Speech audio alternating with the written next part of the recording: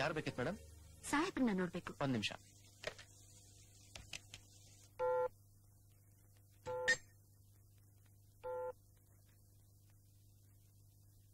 Hello sir, ನಿಮ್ ನೋಡ್ಲಿಕ್ಕೆ ಯಾರು ಹೆಂಗ್ಸ್ ಬಂದಿದ್ದಾರೆ. ಕಳ್ಸೋ ಒಳಗೆ. Yes sir.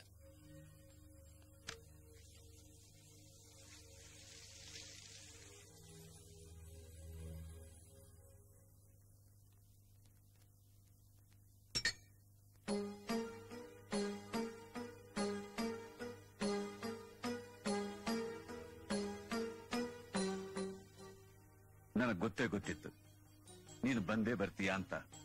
ಭ್ರಮೇಲೆ ಬದುಕ್ತಾ ಇರೋ ನಿಮಗೆ ಆ ಹಳೆ ಗುಂಗಿನ್ನೂ ಹೋಗಿಲ್ಲ ಅಲ್ಲ?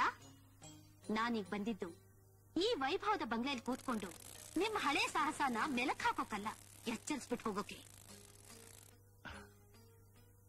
ಅವತ್ತೇ ಹೆಚ್ಚಿಸಿದೆಯಲ್ಲ, ಮತ್ತೆ ಮತ್ತೆ ಹೆಚ್ಚಿಸಿ ಹೆದರ್ಸೋ ಅಗತ್ಯ ಏನಿದೆ? ಅಗತ್ಯ ಇದೆ. ಡೊಂಕು ಬಾಲ ನಾಯಿಗ್ ಮಾತ್ರ ಚಂದ, ಅದನ್ನ ಮನುಷ್ಯ ಅಂಟಿಸ್ಕೊಂಡ್ರೆ ಚೆನ್ನಾಗಿರಲ್ಲ. ಹೋಗ್ಲಿ, ಏನ್ ಹೇಳ್ಬೇಕು ಅಂತ ಬಂದಿದ್ಯೋ ಅದನ್ನ ಹೇಳು.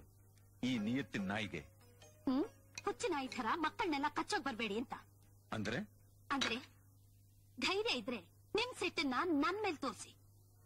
ಏನು ತಿಳಿದ್ ನನ್ ಮಗನ್ ತಂಟೆಗ್ ಬಂದ್ರೆ ಆಮೇಲೆ ನಾನ್ ಏನ್ ಮಾಡ್ಬಾರ್ದು ಅಂತಿದ್ದೀನೋ ಅದನ್ನ ಮಾಡ್ಬೇಕಾಗತ್ತೆ.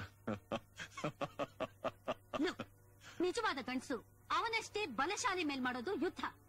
ಈಗ ನೀವು ಮಾಡ್ತಾ ಇರೋದು ಯುದ್ಧ ಅಲ್ಲ, ಹೇಡಿಗಳು ಮಾಡೋ ಕೆಲ್ಸ. ನನ್ನ ಮೇಲಿನ ಕೋಪನ ನನ್ನ ಮಗನ್ ಮೇಲೆ ತೀರಿಸ್ಕೊಳ್ಳೋ ಅಷ್ಟು ಕೀಳು ಮಟ್ಟಕ್ಕೆ ಬರ್ತೀರಾ ಅಂತ ನಾನ್ ಅನ್ಕೊಂಡಿರ್ಲಿಲ್ಲ. ಅದಕ್ಕೆ ಈ ರಗಳೆ ಎಲ್ಲ ಬೇಡ, ಸುಮ್ನೆ ನನ್ ಜೊತೆ ಬಂದಿದ್ಬಿಡು. ವಾಟ್? ಓ, ನಿಮ್ಗೆಲ್ಲ ಬಲವಂತವಾಗಿ ಮಾಡಿತಾನೆ ಅಭ್ಯಾಸ.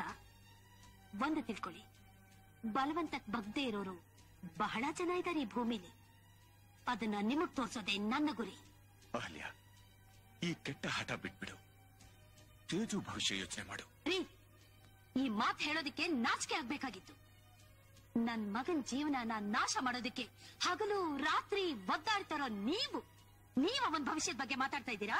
ಅಹಲ್ಯ, ತೇಜು ನಿಲ್ಸಿ. ಅವನ ಹೆಸರಿಟ್ಬೇಡಿ. ತುಂಬಾ ಸಹಿಸ್ಕೊಂಡೆ, ಇನ್ ತಡಿಲಾರೆ. ನಿಮ್ ಪಾಡಿಗೆ ನೀವಿದ್ರೆ ಸರಿ, ಇಲ್ಲಾಂದ್ರೆ ಏನ್ ಮಾಡ್ತೀಯ?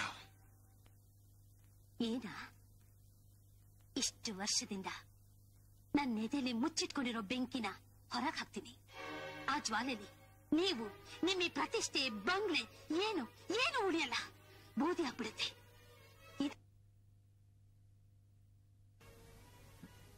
ನಿಂತ್ಕೋ, ನೆನಪಿಟ್ಕೋ.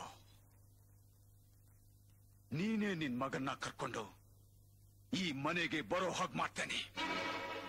ನಾನೇ ಅವನಪ್ಪ ಅಂತ ನೀನೇ ನಿನ್ ಬಾಯಿಂದ ಹೇಳೋ ಹಾಗೆ ಮಾಡ್ತೇನೆ. ಆವತ್ತಿನಿಂದ ನಾನು ಇದನ್ನೇ ಹೇಳ್ತಾ ಇರೋದು, ಈ ಜನ್ಮದಲ್ಲಿ ಅದು ಸಾಧ್ಯವಿಲ್ಲ ಅಂತ. ಸತ್ರು ನನ್ ಮಗನ್ಗೆ ನಿಮ್ ಹೆಸರು ಹೇಳಲ್ಲ. ಕಿರ್ಚಬೇಡಿ. ನಿಮ್ ಕೂಗ್ ಕೇಳಿ ಕಣ್ಣೀರ್ ಸುರಿಸ್ತಾ ಓಡೋಡ್ ಬರೋದಿಕ್ಕೆ ನನ್ ಕುತ್ತಿಗೆಲಿ ನೀವು ಕಟ್ಟಿರೋ ತಾಳಿ ಇಲ್ಲ. ಇದು ಬರೀ ಕುತ್ತಿಗೆ.